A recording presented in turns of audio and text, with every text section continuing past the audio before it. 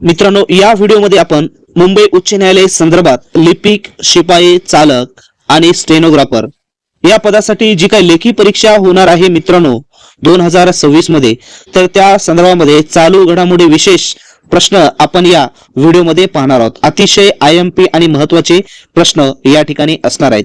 Video सुरुवात करण्याच्या अगोदर मित्रांनो, तुम्ही जर नवीन असाल तर आपल्या चॅनलला सबस्क्राइब करा।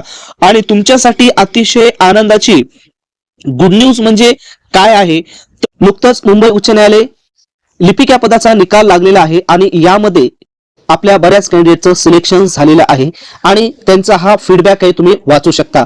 तर स्पष्ट आपला जो कंटेंट्स आहे, मटेरियल्स आहे, स्टडी मटेरियल्स, त्यांना 100% फायदा झालेला आहे। जिल्हा न्यायालयामध्ये सुद्धा बरेच कॅन्डिडेट्स आपले जॉईन झालेले होते आणि मुंबई उच्च न्यायालयामध्ये क्लर्क म्हणून जॉईन झालेले आहेत। आणि तुम्हालाही हे डाटा बाय करायचा असेल तर कंबो पॅक आपण तयार केलेले मित्रांनो, अतिशय अत्यंत अल्प दरामध्ये, त्याची लिंक डिस्क्रिप्शन बॉक्समध्ये दिली आहे, त्या ठिकाणी जाऊन तुम्ही डाउनलोड करू शकता। आणि त्याच पद्धतीने लिपिक या पदासाठी जर तुम्हाला ऑनलाईन टेस्ट सिरीज पाहिजे असतील तर त्याची लिंक सुद्धा डिस्क्रिप्शन बॉक्समध्ये दिली आहे, त्या ठिकाणी जाऊन तुम्ही ऑनलाईन टेस्ट सिरीज बाय करू शकता।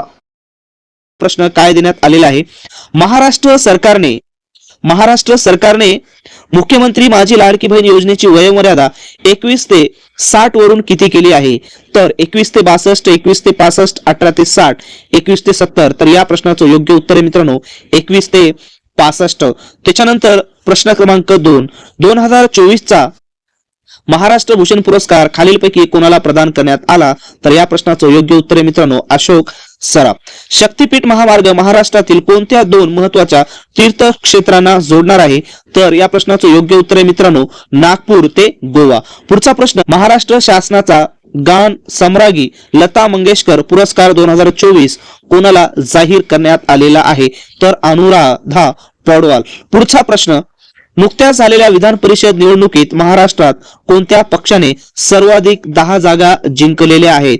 तर भारतीय जनता पक्ष। पुढचा प्रश्न, भारतीय रेल्वे बोर्डाच्या पहिल्या महिला अध्यक्ष सीईओ कोण बनल्या आहेत? तर जय वर्मा सिन्हा। त्याच्यानंतर पुढचा प्रश्न, भारताचे नवीन परराष्ट्र सचिव म्हणून कोणाची नियुक्ती करण्यात आलेली आहे? तर विक्रम मिश्री। पुढचा प्रश्न, भारतीय सध्याचे नौदल प्रमुख कोण आहेत? तर या प्रश्नाचं योग्य उत्तर आहे दिनेश कुमार त्रिपाठी।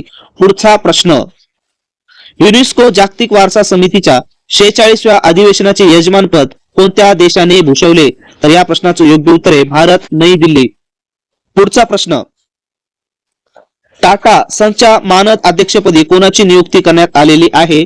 तर नोएल। तर अशा प्रकारचे प्रश्न आपण आपल्या युट्यूब चॅनल्सवर दररोज अपलोड करत असतो। शिपाई पद असो, लिपिक पद असो किंवा स्टेनोग्राफर पद असो। तर आपल्या चॅनलला सबस्क्राइब करा आणि हा व्हिडिओ आवडला असेल तर तुमच्या मित्रांना जास्तीत जास्त शेअर करा।